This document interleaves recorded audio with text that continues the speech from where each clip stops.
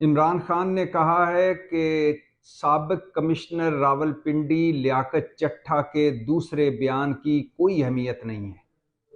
ये बयान भी उसी तरह का है जिस तरह मेरी पार्टी से लोग प्रेस कॉन्फ्रेंसें कर करके मेरी पार्टी छोड़ रहे थे, जिस तरह मेरी पार्टी से लोगों को निकलवाया गया, निकाला गया उनकी मर्जी के खिलाफ, उसी तरह लियाकत चट्ठा का ये बयान भी आया है जोर और ज़बरदस्ती और डंडे के जोर पर। लियाकत चट्ठा जेर हिरासत हैं, उनसे कोई भी बयान लिया जा सकता है।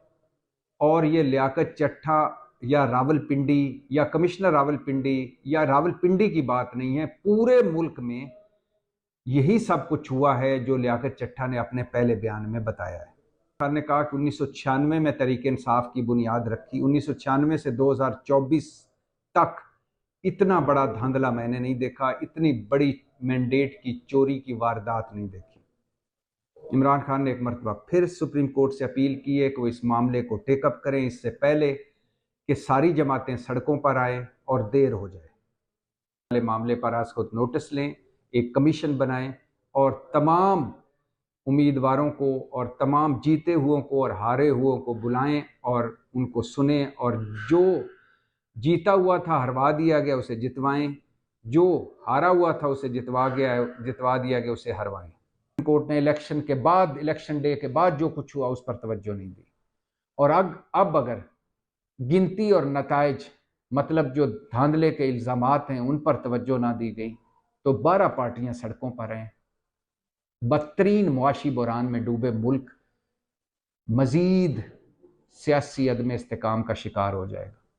205 दिनों में पहली दफ़ा अपनी सेहत के हवाले से जज साहब को दरख्वास्त दी, और वो दरख्वास्त थी कि मेरे दांत में दर्द है, दांतों का चेकअप करवाना चाहता हूँ। जज साहब ने जब कहा कि हाँ जेल में डॉक्टर हैं, आप उनसे चेकअप करवा सकते हैं, तो इमरान खान ने कहा मैं 70 साल का हूँ, कहीं मेरे दांत निकाल ही ना दे जेल का डॉक्टर। तो जज साहब ने कहा कि आप दरख्वास्त दें, हम इस पर मुनासिब फैसला करेंगे। 205 दिनों में पहली मरतबा दांत के दर्द की शिकायत। मुझे याद है 150 दिनों के बाद, 150 दिनों तक बल्कि नवाज शरीफ साहब की 3 दरखास्तें मुख्तलिफ अदालतों में आ चुकी थी कि वो बीमार हैं और बूढ़े हैं, और उनसे इंसानी हमदर्दी की बुनियाद पर उनको घर भिजवाया जाए। उनको 12 बीमारियां हैं, 17 दवाइयां खाते हैं, 7 स्टंट पड़ चुके हैं, 3 मरतबा हार्ट सर्जरी हो चुकी है, लिहाजा उनको उनके आसाबी तौर पर वो कमज़ोर हो चुके हैं और जेल में वो नहीं रह सकते, उनको घर भिजवाया जाए। 3 मेडिकल रिपोर्टें, 3 हस्पताल नवाज शरीफ 150 दिनों में फिर चुके थे, और फिर पाकिस्तान की तारीख के वो पहले खुश नसीब मुजरम बने जिनको 8 हफ्तों के लिए अदालत ने, सुप्रीम कोर्ट ने घर भिजवाया। 8 हफ्तों की रेस्ट करें जेल से घर। शहबाज शरीफ जब तक पेशियां भुगतते रहे, जब तक जेल में रहे, कमर दर्द उन पर छाई रही।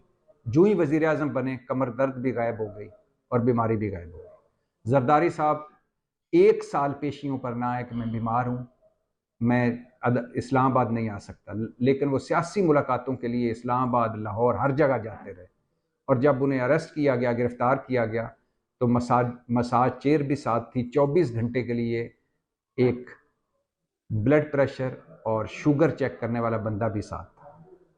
आगे मैंने जैसे आपको बताया 3 बड़े चैलेंज हैं पीडीएम पार्ट 2 हुकूमत के लिए, शहबाज हुकूमत, जरदारी हुकूमत, पीपल्स पार्टी और नून की हुकूमत के लिए 3 बड़े चैलेंज हैं। मईशत, बदतरीन मुआशी बहरान, बदतरीन सियासी बहरान और बदतरीन आईनी और अदालती बहरान।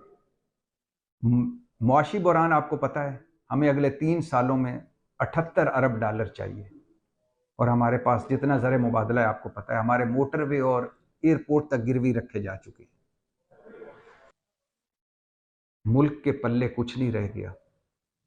इसमें सो कॉल्ड खुद साख्ता जमहूरियत, इलेक्शन, पार्लियामेंट, अदलिया, निज़ाम, सब कुछ मजाक बन गया है। बड़ा मुश्किल वक्त है, बड़ा नाजुक वक्त है, और इसमें अगर ज़िद्दें और अनाएं मुल्क से बड़ी रहीं तो तबाही है।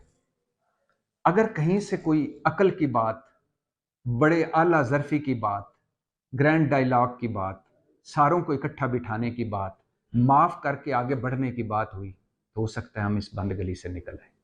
पाकिस्तान जिंदा।